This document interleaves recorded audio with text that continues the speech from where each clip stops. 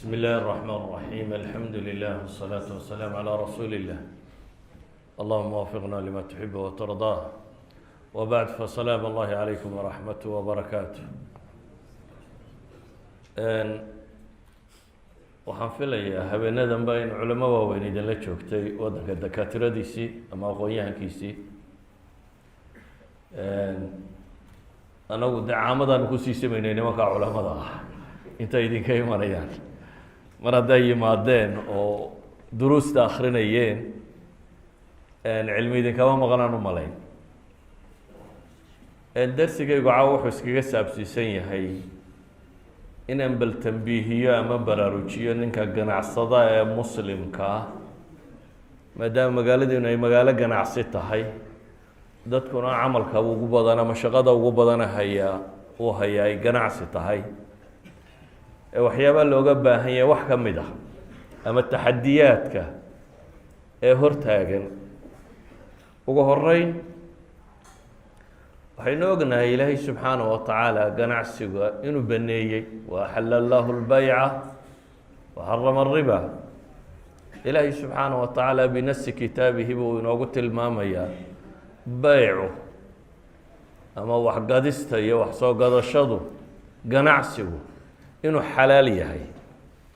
aayaad badan oo qur-aan wana laga dheegan karaa mas'aladaasi oo alle subxaanaه wa tacaala uu kaga waramayo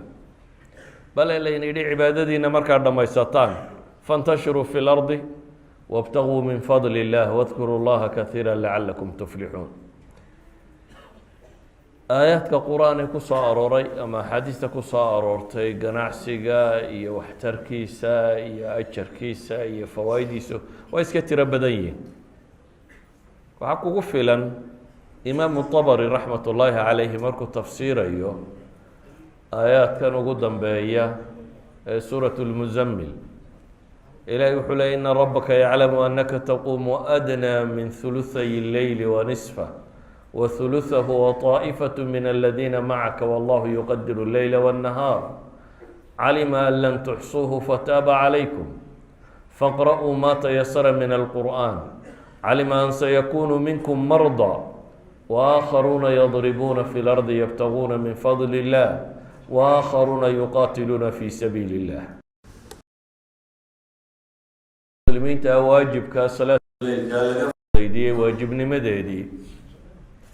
waxyaabaha ilaahay tilmaamay subxaanahu wa tacaala inaan lagu fudaydiyey waxa ka mid ah waxaa idinka mida baa la yidhi dad xanuunsan waxaa kaloo idinka mida baa la yidhi dad ganacsato ah oo ilaahay fadligiisa raadcaynaya iyo waakharuuna yuqaatiluuna fi sabiili اllah si awgeed bu imaamu طabri imaam اlqurطbi raxmat ullaahi calayhi wuxuu leeyahay ilaahay aayadda tan wuxuu ku simay darajaة اlmujaahidiin iyo almuktasibiin almaali اlxalaal kuwa shaqaysanaya si ay caruurtooda iyo naftooda iyo dadkooda u quudiyaan iyo kuwa mardaaga intaas baa meel qura lagu wada tilmaamay buu tilmaamaya axaadiista nebiga calayhi الsalaatu wasalaam ka soo aroortay waxaa ka mid ah xadiidka imaamu termedi iyo ibnu maaja warinayo inkastoo sanadkiisa culamada qaar ay ka hadhadlaan sheekh ilalbani raxmat ullaahi calayhina axaadiistu isbaraanbariye ee ka mid yahay oo kutubuhu lqadiimana wuu tadciifinayaa kutubtiisa dambena wuu tasxiixinayaa xadiidku wuxuu tilmaamayaa altaajir alamiin alsaduuq almuslim maca annabiyiina waasidiiqiina washuhadaai yowma alqiyaama qofka taajirka ah ganacsadaha ammaanada le amiinka ah ammaanadu waa sifatu lambiyaa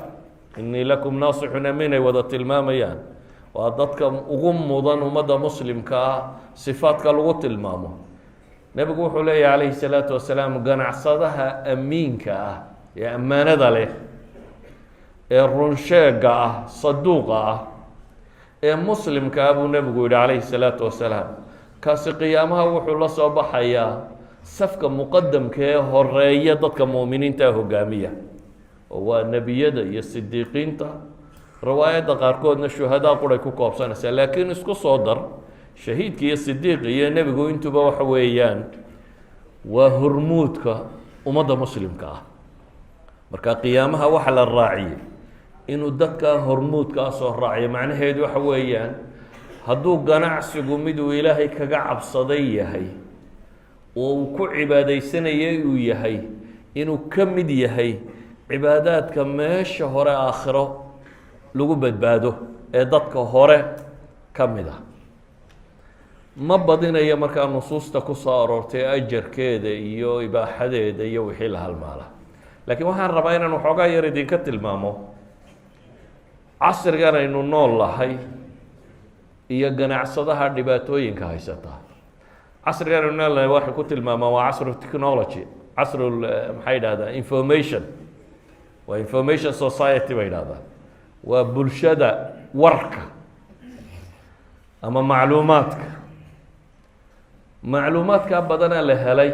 ee casrigan jira iyo xidhiidhkaa tirada badan leh furas wuuyey ay tahay qofka muslimkaa inuu ka faa'iidaysado oo waxaa la yidhahdaa casriga kan dee adigoo gurigaaga fadhiya ayaad macluumaadka ugu badan heli kartaa adoon gurigaaga dhanna uga bixin ayaad heli kartaa dunida alaabta taallo oo dhami waxay tahy qiimaha ay joogto meelaha ay taallo sida loo kala gato waxaad macluumaad u baahantao dhan adigoo gurigaaga fadhiyaad heli kartaa in soomaaliduna dee waxyaabahay ku ammaanantahay waxaa ka mid ah waxay dhahdaan waa open society waa bulsho furan bulshada furani waa bulsho warkeedu uu si fudud isu gaadho maalan east africa iyo dhulkaasi gaalo ama niman reer yuruba iyo hindi ayaa baacmushtarka ahaan jiray qof waliba inta uu haysto ama itemka uu yaqaano wuu la aamusay dabeetana keligii ayaa ka baacmushtarayn jiray soomaalaa timi soomaalida waa open society waa dad furan way isu sheegtay daba iyo daclo suuqa cid walba way ka saareen waxay kaga saareen quri maha activity kale waa informationka waa warka ay isasiinayeen warkaasi ay kala helayeen ay isasiinayeen ayaa ah wax weyn marka la joogo caalamka maanta la joogo marka maanta caalamkaynu joogno itisaalaadku way fudud yihiin ama internet gal ama telefoon dir ama kan dir ama waxaan sameeya inaad hesho macluumadaad u baahantahay oo dhan waad heli kartaa waxaa kaloo fudud qaabkaad lacagta u gudbin karto oo waagii hore dee awrkaasaa lacagta la saari jiray oo lasii safri jiray oo bila la sii socon jiray haddana waa swift waa mobilekaad sidato aad dhowr badhan taabato ayaa lacagtu dunida dabadeeda ku gaadhaysaa adna kugu soo gaadhaysaa idan itisaalaadkii oo dhami wuu fududaada taxwiilaadkii lacagta oo dhami wuu fududaada muwaasalaadkiina waa fududaadeen wixii wax la saari jiray dareen dayuurad markab wax walba waxbaa lasoo saaray iyana wuu fududyihi xaggaa marka laga eego tijaaradu casrigan way ka fududay cusuurtii hore oo waa furas laakiin dhan kale marka laga eego qofka muslimkaa cidhiidhi badan bay ku tahay waayo nidaamka caalamiga ee dhaqaale wuxuu ku salaysan yahay nidaam aan islaami ahayn waxaa hormuud ka ah dad gaaleed waxaanay bays uga dhigeen oo uu ku salaysan yahay nidaam ribowiya sida daraaddeed waa nidaam dulmi iyo khiyaamo iyo guud ahaan markaynu duuduubno xalaal iyo xaaraan aan loo kala eegeynin marka taajirka ganacsadaha muslimkii wuxuu u baahan yahay kow inuu kala garto acyaanta maxaa xalaala maxaase xaaraana shareecada markaynu eegno xaaraantu waa wax yar waxa kaloo dhami waa xalaal maalan waxa la cuno o dhan qur-aanku dhowr shay buu tilmaamay bes sunnaduna wax yaroo kooban bay ku dartay marka sidaa loo eego xaaraantu waa faraku-tiris waa 1 iyo 2 iyo 3 iyo 4 iyo 5 wax lo odhan karo xalaashuna waa waxa soo hadha laakiin markay tijaarada gacanta ku qabteen cid aan muslim ahayni waxay noqotay xaaraantii yareyd ee faraku-tiriska ahayd in wax walba la saaro sidaa ogeed acyaantu waxa caynta uu qofka muslimka iibinayo waa inuu garanayo tusaalayaal baan idin sii kooban maanta industry-ga ama warshadda waxaa loo yaqaano dad aan muslim ahayn baa gacanta ku haya. waagii horena reer galbeed oo qaarkoodna ahlu kitaab yihiin qaarna diinlaawayaal yihiin baa gacanta ku hayay. imikana Asia ku soo biirtay oo ama malaaxida ah siday u badan yihiin Chinesku ilaah ba rumaysnayn, ama Hindus iyo baliya baas kala ah iyo Buddhist. idan diinlaawayaal kaloo ahlu kitaabku ka sokeeya oo ka sii fog ahlu kitaabka. warshadu markay shayga samaynayso laba shay baa asal oo ay ka fekertaa. shayga taklifadiisu inay jabnaato iyo availability,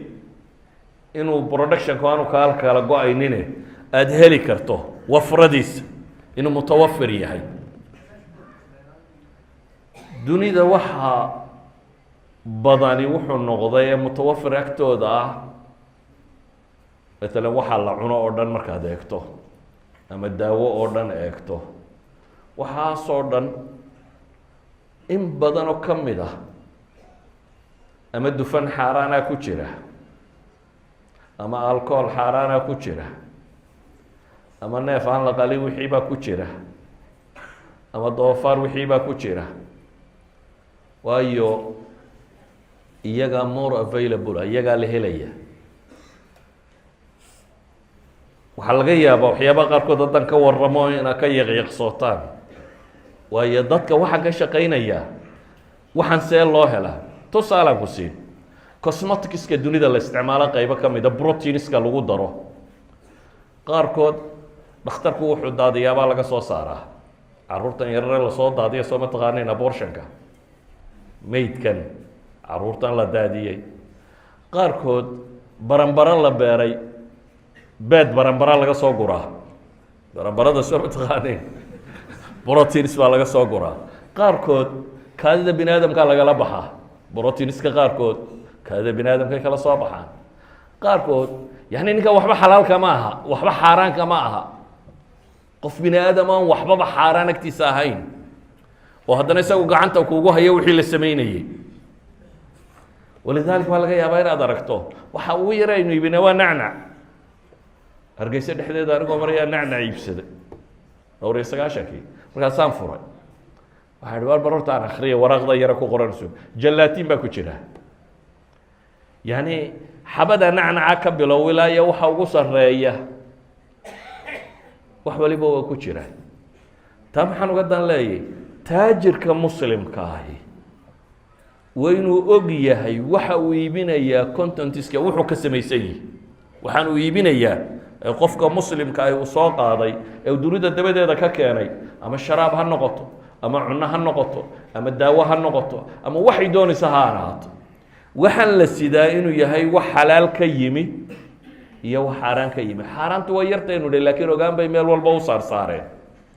waxaan leenahay markaa qofka muslimkaa waxa hortaagan taxaddi alxalaali walxaraam ugu horeyn. tijaaradaada see baad uga ilaalin lahayd xaaraanta, see baad uga dhigi lahayd wax xalaala. bini aadamka waa iskaga abuurantay xoolo jacaylku, oo xoolaa waynu jecelnay. wainahu lixubi اlkhayri la shadiid watuxibuuna almaala xuban jama. bini aadamku xoolaha aada buu jecelyahay inuu helo, laakiin qofka muslimka ahi wuxuu u baahan yahay inuu iska hubiyo xoolahaasi meesha ay ka soo gelayaan. waa waxyaabaa laynagu beeray si laynoo itixaamo. nabigu calayh salaatu wasalaam waa kii tilmaamayay qofka bini aadamkii haddii laba waadiyo dahaba uu haysto, labtaqa thalis buu dalbaya, mid saddexaad buu raadinaya. hunguriga bini aadamka ciidunbaa buuxisa buu nebigu yidhi calayhi salaatu wasalaam. haddaba waxaynu u baahannahay inagoo noocaasi laynoo abuuray ayaa waxa laynagu yidhi kaasina waa xalaal, kaasina waa xaaraane, kaad qaadataa baana lagugu abaal marinaya. dhanka kalena nafta bini aadamkii markay ururisana waxaa laynagu itixaamay kale waxaa ka mid a uxdirat ilanfusu shux. waxaa laynagu xaadiriyey bakhaylnimo. wa kaana alinsaanu qatuura. nebigu wuxuu tilmaamaya yahra bnu aadam, bini aadamku waa gaboobaa laba shay laakiin ma gaboobaane dhallinyaradu mu ka ahaadaa xoolo jacaylka iyo ilaalintooda iyo cimriga iyo amalkaa dheer iyo da-daas in la sii jiro bini aadamku kama gaboobo maxaa ku saaran marka dunida waxa yaallaa baynu idhi waa nooca ah technologygina wuxuu fudaydiyey wax walba in la qaabayn karo wax walba in la qaabayn karo wax badan oo aanad adigu sawiranayninna inay cunooyinka ku jiri karaan matalan cunadu daasadaha ku jirta wax dhadhan loogu sameeyaa lagu daraa oo chemicalska marka la isku walwalaaqo wax dhadhan u sameeya waxa dhadhanka u sameeya xaggu ka yimay isweydiin leh waxaa lagu daraa wax isku haya inaanay kala miirmin oo waxa isjiidadkiisu inaanu kala bixin ayaa lagu daraa waxaa lagu daraa wax cimri dharar u sameeya inaanay hore u xumaanin waxaa lagu daraa konton shay waxaa lagu daraa qaar midab loogu yeelo waxaasoo dhami cunadii caadiga ahayd baa lagu walaaqaya cunadii xalaasha ahayd ee caadiga ahayd baa waxaan inta lasoo qaadaa lagu walaaqay waxaad moodaysaa inuu beriis khaliya yahay ama inuu fuul khaliya yahay ama inuu cambe yahay baad ugu haysataa laakiin waxa ku walaaqane ku guda jira way tiro badan yihiin sida awgeed waxaan leenahay qofka taajirka ee muslimka ahi weliba dowladaheennan burburay aan cid waxbaadhaba lahayn waa laga yaabaa meelaha adduunka dowlado adagi ka jiraan inay dowladuhu laab leeyiin iyo wax baadhaan oo censorship oo maxaa la soo deynayaa se maxaa la soo deynaya in la isweydiiyo waxaan leenahay cala lmuslim bay maanta waxoo dhami saarantay qofkan taajirka ee muslimkaabaa waxaasoo dhami saarantay inaad xalaal iyo xaaraan kala dooratid yaa ayuha arusulu kuluu min alayibaati wacmaluu saalixa yaa ayuha aladiina aamanuu laa takuluu amwaalakum baynakum bilbaatil xoolahaas qaabkay kugu soo gelayaan inaad xalaalnimadooda ilaaliso waana kuu nebigu tilmaamaya calayhi salaatu wasalaam waxyaabaha ugu badan ee qofka diintiisa fasahaadiya inay ka mid tahay maalka iyo mansabku nebigu yihi laba yeey ama laba waraabe oo adhi lagu sii daayey ugama fasaad badno qofka siday diintiisa u fasaadiyaan maxay xirsu lmari cala almaali waasharafi lidiini qofku xoolaha jacaylkoodiiyo si u ururinayo iyo sharaf iyo maamuus iyo magac iyo mansab iyo dowladnimo siduu u raadinayo aakhirana ilahi wuxuu leeyay qaar inta lasoo taagay inay ku halaan hali doonaan maa agnaa canii maaliya halaka canii sulطaaniya xoolihii waxba igama tarin iyo sulطaankii iyo maamulkii iyo wixii aan haystay oo dhan casriga dambana wuxuu nebigu ku tilmaamay inay ummadda zaman ku iman doonto laa yubaali lmar'u maa akhada minhu amin xalaalin am min alxaraam wakti aanay dadku uba aaba yeeli doonin waxaan soo gelaya ma xalaal baa mise waa xaaraan weliba soomaalidu laba dhibba way qabtaa markay dhanka maalka joogto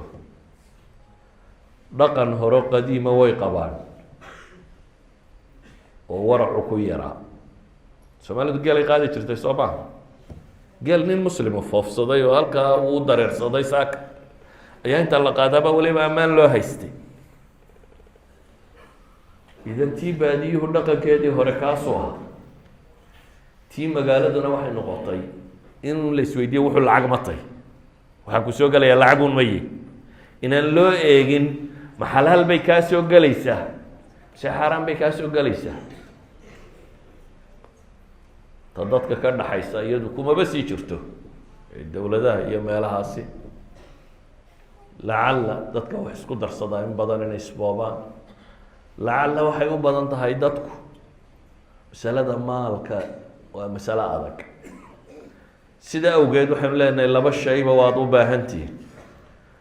kow marka hore waxaana iibinaysaan xalaal iyo xaaraan waxay yihiin inaad garataan marka labaadna deena sharciga u egtaan dhankii kale ee wax iibinta iyo wax iibsiga iyo sharci buu jira ilaahay inoo soo dejiyey sharciga la inoo soo dejiyey waxna xalaal buu ku tilmaamaya waxna xaaraan buu ku tilmaamaya waxna waxa lagu tilmaamay inay maxay yihiin mutashaabih ama shubahaad inuu ku jiro nabigu wuxuu tilmaamay ninka waxyaabaha xataa madmadow kaga jiraan kaga tagaa inuu kaasi diintiisa dhowrsaday ka ku dhiirada waxa madmadowgu ku jirana inuu ismiga ku dhacayo sida awgeed taxadiga labaad aan tilmaamaya ama challenge-ka ama caqabada labaad ee dadka Soomaaliyeed haysata ama muslimkaba intooda badan haysata waa jahliga diinta jaahilka laga yahay salaada inkastaba hal leekaatee waxbaynu ka baranaa ugu yaraan weysadu waxay ku burtay iyo waa naqnaqaana cumuuman salaadu waxay ku asaxday arkaanteeda waa naqaana laakiin haddaynu isweydiino yaa weli beecu fadhiistay oo bartay maca طulaab alcilmiga ku dar xataa kutubta la dhigo inta badan طulaab alcilmiga dee cilmigan dambe ee gabadh ahi inta baabka cibaadaadka marka la qaataaba la iskaga tagaa walidalik baan arkayay nin culamadii Soomaaliyeed hore ka mido minhaajka markuu bilaabayo kitaabulbayc buu ka bilaabi jiray wuxuu oran jiray kolley waa ka tegaysaa kane kamaaliday ka bilaabaya buu oran jiray sababta waxay tahay waxa yar dadka intuu fadhiistay isweydiiyey war muxuu beecu ku asaxaa shareecadu maxay ka qabtaa sidee wax loo iibiyaa ilaah iyo rasuulkiisu maxay inooga sheegeen waxiibka bale waxaad moodaa inaynu u dhadhownahay qoladii nebi Shucayb loo soo diray maxay yidhaahdeen ma waxaad rabtaa an nafcala fi amwaalina ma nashaa bay ku doodayeen maxaa dhaqaale iyo diin kala galay bay lahaayeen dhaqaale iyo diin maxaa kala galay tijaare iyo diin maxaa kala galay laakiin waxaan leeyahay masalada labaad ee madowgu ku jira markaa waxay tahay xadiidkii طalab اlcilmi fariida calى kuli muslim ee ibnu maaja warinayey sanadkiisa inkastoo culamada qaar ay ka hadashay imaamu axmed iyo bayhaqi iyo nawowi iyo qolada si daciifisay haddana albani iyo suyuud iyo rag kale waa tasxiixiyeen laakiin macnaha xadiidka culamadu isku waafaqsantay in cilmiga la dalbaa oo qofka wixii farad isaga ku ah haddaad guursanayso cilmiga guurka inaad barataa dee waajib uu kugu yahay gabadhu maxay kaaga furmaysaa iyo maxaad ku qabaysaa iyo maxay xaq kugu leedahay haddaad tijaaraynaysana waajib ay kugu tahay inaad barato maxaa tijaarada ka banaan maxaanse ka banaanayn haddaad salaad tukanaysana waajib ay kugu tahay salaada inaad barato idan qof walba diinta waxa kaga waajiba inta khusaysa sida awgeed waxaynu leenahay dadka tijaarada ka shaqeeya haddaad can jahlin ku gasho waxaad walaaqdo dee aakhira waa lagu qabsanaya adigoo awoodi karaya inaad barato haddaad intaad iska bilowdo un tidhaahdo war waa insha allah waa iska hagaagaysa de anaa lacagtu maan dhiibaya isna alaabtu maan ka qaadanayaaye maxaa kale layga baahan yahay hadduu arrinkaagu gaadho waa lagu dabaqaya si awgeed waxaynu leenahay taajirka muslimka ah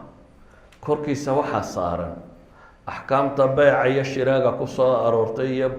baabilbuyuuc wixii ku soo arooray inuu barto si uu uga baxsado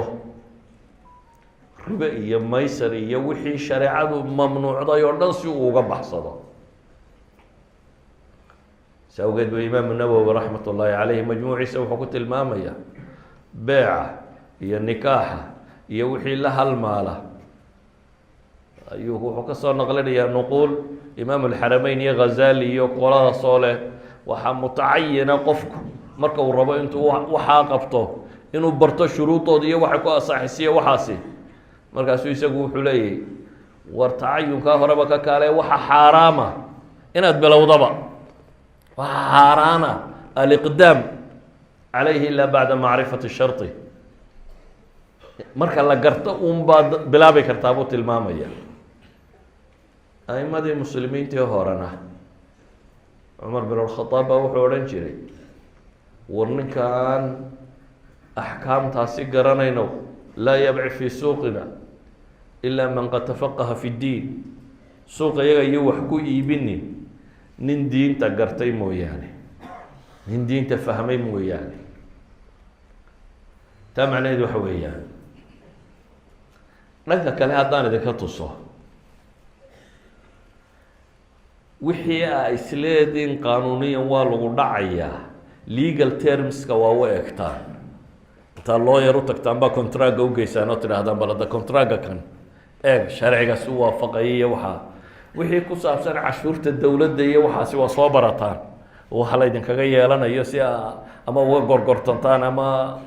uga baxsataan ama u bixisaan si dab kastaba ha noqotee waad isku daydaa inaad wax ka soo ogaa wax allaaliya waxaa idinku xidhan haddaad wax iibsanayso haddaad imika guri iibsanaysa ama meel iibsanaysa inta badan iskama qaadatay waxaad tidhaha nootayadayna gee nootayadu muxuu qabanayaa qaanuunkuu kuu eegaya wuxuu waafajinayaa shuruucda meesha taalla oo maxaad diiday inaad diinta u eegto marka inta kaleba waad u eegi garanaysaaye inta kaleba waad u eegi garanaysaa waanad raadinaysaa aqoonteeda maxaad diiday markaa inaad u eegto war ma ku bannaanta mise kuma bannaana waxay dhahaan tujaartii hore muslimiinta ahi waxay lahaan jireen niman fuqaha ah oo la taliyo ah qaarkoodna waxay lahaan jireenba fuqaha ay ku daraan safarkooda oo safarkaasi intuu maqan yahay wax soo gadanayo waxaasoo dhan ka eega beeca wixii xalaal u dhacaya waxa xaaraan u dhacaya tusaale kale aan idin siiyo markaad gabadh guursanaysaan waxaad tidhahdaan wadaad inoo doona gabadhaad guursataan miya jirta iyadaan wadaad joogin hadda wadaadku shaqaba kuma leh gabadha guurku wuxuu hasaxaa maxay dee weligeedii iyo ninkii bixinaya iyo markhaatiyadii iyo intaan laysla helo ayuu ku asaxaa wadaadku shaqo kuma leh haddaa maxaa loogu yeedhayaa waxaa loogu yeedhayay war bal inaga hubi waxaanaanu wadnaa inuu sharciga waafaqsanya intaasuu wadaadku u fadhiyay meesha siiqadan ay u dhacayso ku guuriyey ma siiqo saxa ma tahay markhaatiyadani markhaati galeen ma yihiin ninkani weligii bal ha sheekh kitaabka u ego hubi intaanaanu wadnaa oo maxaad diiday markaad wax iibsanaysa inaad tidhahdo bal sheekh hadda kitaabka u ego intaanaanu wadnaa ila waa isku mid kitaabka nikaaxa iyo kitaabka beeca waxba uma dhexeeyaan waa isku mid kanba waxaad ogolaatay in sheekh loo tago la eego wuxuu saxmayay mise ma aha kanina waa la mid marka saa awgeed waxaan leeyahay marka hore waxaynu iibinayno acyaantaynu iibinayno maxaa xalaal iyo maxaa xaaraana wadaadkuba laftiisu wax badan kama oga cidda wax ka og weydiiya oo baadi doona oo waxaana gadaysaan iska hubiya waxaanaad gadaysaan iska hubiya marka labaadna waxaan leenahay sida wax loo iibiyo wax loo gado wuxuu sharcigu ka qabo waa la baran karaa 2-3 maalmood baa kugu filan oo course fiican lagu siiyo oo aad basiga fahamtid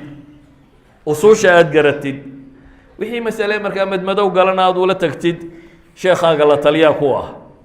ee markaa kuwa muftiga ah aad wixii masale madmadow galana weydiiso laakiin inta bayska ah asalka ah dee inaad cidna u daba fadhiisan aad ogaato oo aad garatid subax walba dukaankaad furaysaa iyo dukaanku wuxuu beeciisu ku asaxayo waxaanu ku asaxaynin qadiyadda labaad ama saddexaad aan tilmaamaya waxa weeyaan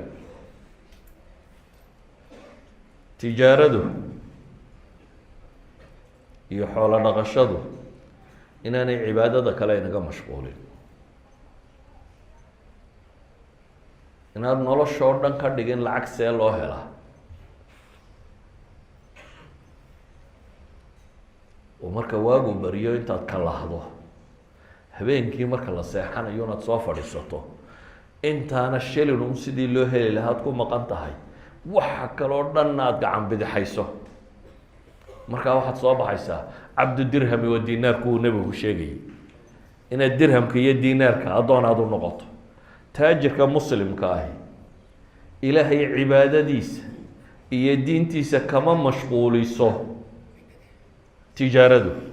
saa daraaddeed baa ilaahay qur-aanka kuwa ammaanayana wuxuu yidhi rijaalun laa tulhihim tijaaraة walaa baycu can dikri اllahi waiqaami الصalaati waitaaءi الzakaat yakhaafuuna yowma tataqalabu fiihi اlquluub wاlabsaar masaajidda kuwii camiraya waxaa lagu tilmaamay inay rag yihiin aanay ka mashquulinin ganacsiga iyo waxiibsigu ilaahay xuskiisa iyo salaada oogisteeda iyo zakada bixinteeda aanay ka mashquulinin. munaafiqiintiina maxaa ilaahay ku tilmaamay shaqalatnaa amwaaluna waahluna bay idhahdeen. kuwii munaafiqa iyagu waxay idhaahdeen shaqalatnaa amwaaluna waahluna, xooli iyo carruurtii baana mashquuliyey oo miyan waxbaba haleelaa buu leeyay. waqti xoolaha ma addoon baad u tahay, xoolaha adigaa lehe, waxay ahayd inaad adigu wax ka haleesho. saa daraaddeed ilaahay qur-aanka isagoo qolo dhaleecaynayo wuxuu ku tilmaamay waidaa ra-w tijaaratan aw lahwan infaduu ilayha watarakuuka qaa'ima qul maa cinda allahi khayru min allahwi wa min altijaara wallahu khayru raasiqiin. maalinta jimcaha aadaanka dambe hadduu dhaco waa xaaraani wax la iibiyaa, ma banaana. aadaanka dambe jimco hadduu yeedho in wax la iibiyaa waa xaaraan. haddii markaa ay kaaba mashquuliso salaadii iyo khudbadii iyo wixii oo dhan tijaaro kaa mashquuliso ka waran. waa kuwa ilaahay uu ku tilmaamayo tijaariya lahu hada infaduu ilayha watarakuuka qaa'ima qul maa cinda allahi khayru min allahwi wa min atijaara. sa awgeed ayuha alaxiba waxay leenahay qofka taajirka ee muslimkaa ilaahay dikrigiisa iyo xuskiisa iyo cibaadadiisa iyo diintiisa barashadeedu shilinku inuu ka mashquuliyo maaha. iyana waan soo koobaya marka intaa waxaan ku darayaa taajirka muslimka ahi tijaaradu waa inay noqotaa waxaad ilaahay ugu dhowaanayso. hadday dariiqii saxaa marto ilaahay bay kuu dhoweyneysaa. waa goorma? waa goorta aada ku dhaqanto albiri waاsidqi waاtaqwa. waa goorta aada ilaahay kaga cabsato. nabigu calayhi الsalaatu wasalaam wuxuu tilmaamaya albayicaani bilkhiyaari maa lam yatafaraqa fain sadqa wabayana burika lahuma fii baycihima wain katama wakadaba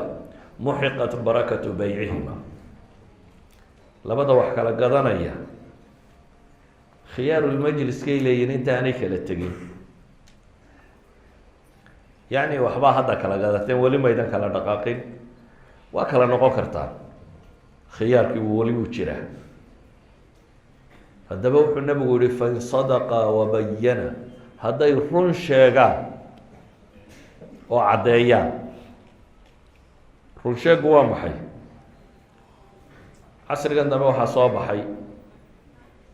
miisaanka iyo mikyaalka iyo wax oo dhan baa la isku khiyaameeya, oo qishku meel walba wuu galay. waxaad arkaysaa daawo 10 miligram loogu talagalo maadadaasi inay ku jirto 2 miligram lagu soo shubay. waa qish. runka sheegi maysid. wixii magacaan magaciisa ah inaad ku qortay intaad indiya kusoo walwalaqdabaad odhanaysa waa kii ugu dambeeyey ee maxay jabaan lagu sameeyo. waa qish kale. wuxuu yahay waxaan ahayn waa dadka ugu maalgelinayso aad kaga sheegto. miisaankiisoo aada dhinto. birahan meesha ku dhisan ee iminka sabada inoogu dhisan qiimay lahaayeen. ironka ku jira maalan tujaarta intay tagaan bay dhaa ironka adeer ka yara khafiifiyo waxa kale ku badi qiimahan dhibaya hadhow suuqa isku erigan ka qeyb gelayahay. markaasu wuxuu leeyahy birta tani waa tii 2 inch ahayd. de waa 2 inch oo beena ma aha, 2 inch oo irana ma aha, waa 2 inch oo aada soo walwalaaqday. ironka ku jira waxaa laga yaabaa wixii berigii hore lagu dari jiray 50% inaad ka soo dhintay, laakiin caamadu ma oga. saasaad kaga iibinaysa. waxaad leedahay waa tii milimeterkeedu waa tanna waa 5, kanna waa 10, kanna waa 20 maad kaga iibinaysa. waa been kale. miisaankaa la qaldaa. gadbadaad kusoo qoraysaa 50 kiilo laakiin 49 baad odhanaysaa kushubkii ku gurayay. dushana 50 baa kaga wada qoran. 49 ood kusoo guraysa. dee dadku intuu jawaanka qaado inta badan miisaankaa saari maayo, odhan maayo war 50kii ma tahay ama 25kii ma tahay. laakiin si aad qiimaha u yaro dhinto suuqa isku eriga uga qeyb gasho ayaad waxaad leedahay kiilo adeer ka reeb 49 ku gur dabeetana 49 baad keenaysaa maradaad odhanaysaa cotton weeyaan cod baad kaga iibinaysaa waana polyester magacun baad xagga sare kaga soo qortaye maadada ka samaysantahay cudbiba maaha cotton maaha waa polyester baad kasoo saartay yacni qaabka wax loo khiyaamaya waa tiro badan yihiin dee tujaartuna way maqlaysaa aad bay u fahmaysaa waan filayaa waa suuqiinii walidalik nebigu wuxuu leeyahy calayhi salaatu wasalaam haddaad run ka sheegtaan adeer aniga gadbadaydu waa 49 kiilo baa kaaga iibinaya bahasha tan talyaanigan kusoo sameeye waa runtay waa dhab miligramkaa ku qorani waa sax waxaa ku qoran bay ka samaysan tahay haddaad sidqigaa la timaado runtaa sheegtid oo caddaysid hadday ceeb kala leedahay wuxuu ku yidhi war bahashani waa jabaan iga iibi markaasaa tiri isma garan maayo de u raaci waa jabaan ha jabaan weeyaana qaado waxay idina tiri adeer maaha tani jabaankii waa taiwankii tani khalaas hadduu kaaga iibsanayo taiwaannimada ha ku iibsado nebigu wuxuu leeyahay haddaad run sheegtaan oo caddaysaan buurika lahuma fii baycihima waa loo barakeeyaa beycooda xooluhuna barakaday ku badhaadhaane badnida kuma bataan badnidu qiimo ma leh badnidu hadduu bato oo ribo noqdo yamxaqu llahu riba baa taalla waa barako beelaya wain katamaa buu nebigu yidhi hadday qariyaan wakadaba been sheegaan muxiqat barakatu beycihima beycoodu wuu barako beelaa idan waxaynu leenahay taajir muslima noqo oo waxaad iibinaysa ka run sheeg wuxuu yahay dadka u sheeg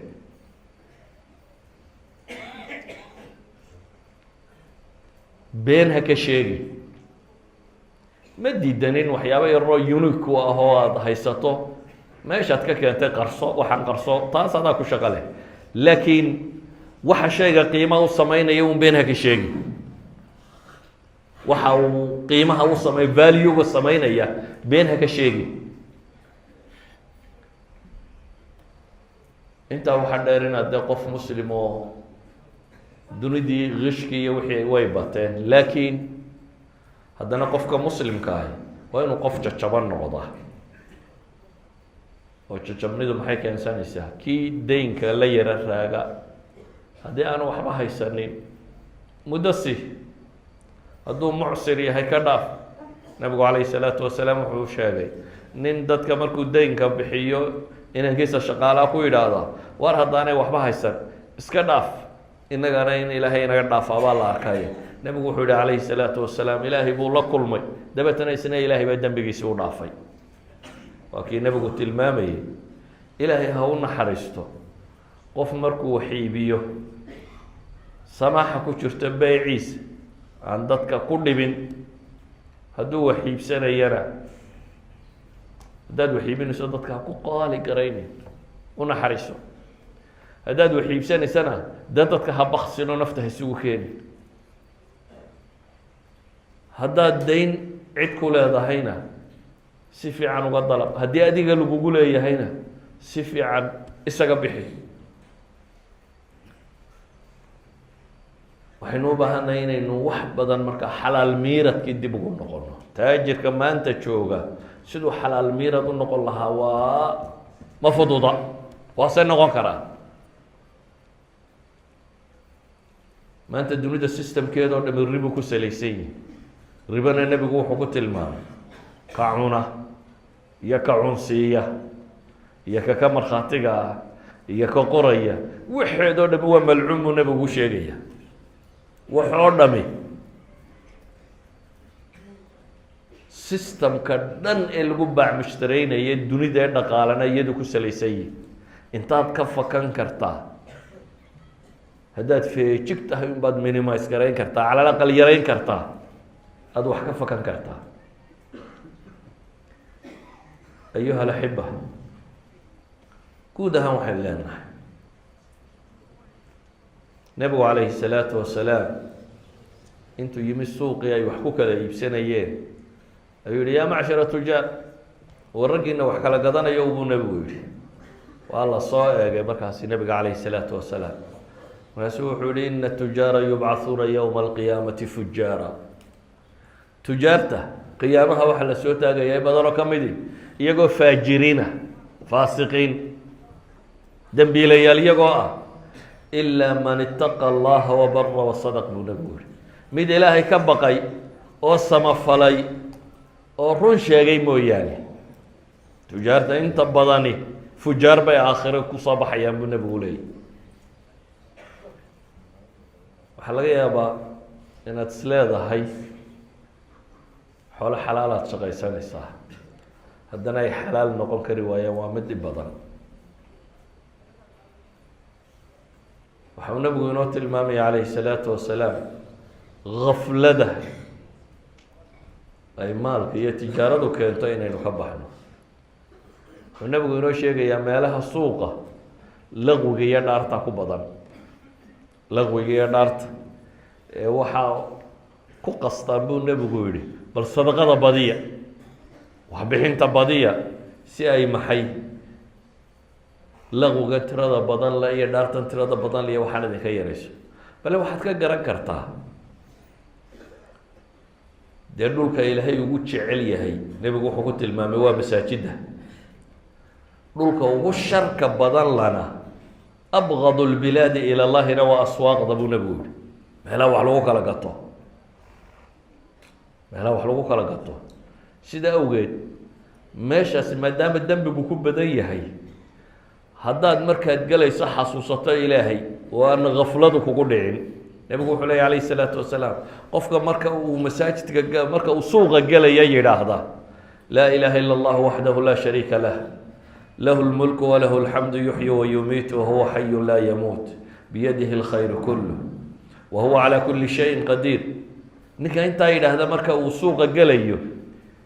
ilaahay kaa wuxuu u qoraa buu nebigu yihi alfa xasana waxaana laga masaxaa alfa sayi-a gurina jannada looga dhisaa waxay culamadu ku sababeeyaan waxay idhahdaan meeshan baa ah mawطin اlgafla waa meeluu qofku markuu soo gelayo maxaad macaashtaayo maxaad dilaashaayo maxaa uu ka fekeray inta badane aanu ka fekerin wardiga iyo aakhira iyo alla aanu ka fekerin saas daraaddeed ba waxaa la yidhaha haddaad wardiga akhrisato markaad suuqa gelayso waxaad leedahay alf waa kun luqada carabeede hore wax milyan la yidhahda ma jiro kun baa u badnaan jiray tirada carabta marka lasoo tiriyo kun ay gaadho wixii ka dambeeya kunka un baa la isku celcelin jiray kun in la yidhaahdo iyo kun alf in la yidhaahdo saddex alif haddii la sheego waa 1 billion laba alif haddii la sheego waa 1 million waa sanaynu hadda u tirino ee tirada dambe dunida nebigu calayhi الsalaatu wasalaam wuxuu ku tilmaamaya waa alf waa 1 milyan oo xasanaad helaysa 1 milyan oo sayi-ana waa lagaa masaxaya gurina jannada lagaaga dhisaya laakiin ma haleelaa su-aashu waa taa ma haleelaa markaynu suuqa gelayno inaynu intaan idhaahno waxaynu u baahanay marka si awgeed baa salmaan alfarisi xadiidka mawquufka ku ah imaamu muslim warinaya wuxuu tilmaamaya war suuqa markaad gelayso haddaad awoodo ka ugu horeeye gala ha noqonin ka ugu dambeeye ka soo baxana ha noqonin fa inaha macrakatu shayطaan wa biha yansibu raayatah meeshu waa goob dagaalka shayطaan iyo halkuu calanka ka taagtay weeyaan waxay culamadu yidhaahdaan intaad u horgasho haddana ha u dambaynin calalqal haddaad kuwa hore xataa ka mid noqoto dee kuwa kasoo horbaxa noqo marka intaad u horeyso ha una dambaynin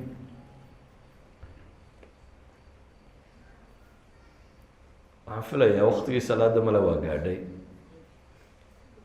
waxaan kusoo koobayaa taajirku inta aanad bini aadamka la tijaaraysan ilaahay la tijaarayso ilaahay la ganacso oo sidii aada tijaarada ugu janno geli lahayd ee aanay lacagoo qura u noqoteen ay u noqon lahayd jannadana wixii ku gelin lahaa tijaabi oo dadkii muslimiintii hore tujaarta ah dee dunidan oo muslima maanta niman tujaar oo muslimiin unbaa tegay oo diinta u sheegay. markaa warkaan gabagabaynaya anigu waxaan u imi inaan idin tambiihiyo, xataa su-aalaha kama jawaabo, idinkana jawaabi maayo, de macallin baan ahay, macallinku ma fahamteen buu yidhaahdaa, wixii la fahmi waayo ayuu maan dib ugu noqonaya. waxa allaaliya wixii su-aala doctor khadar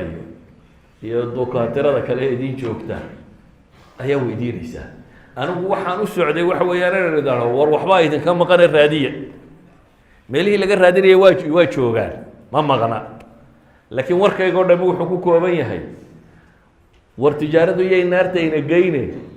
xoole iyo jannaynu isku heli karaynaa, ayaan labadaas ku raadino. xoolihiina waa helaynaa, jannana waa helaynaa haddaynu marro maxay waddadii ilaah iyo rasuulkiisu inay yidhaahdeen mara. marka aniga warkayga aan maanta idin leeyma haddaad tiin reer wajaale oo tijaaro ka shaqaynaya waxa weeyaan war lacagtu iyay naartayna geyne, jannada hayna geyso. wasala allahuma calaa muxamedin wacala alihi wasaxbi wasalam walxamdu lilahi rabbi alcaalamiin.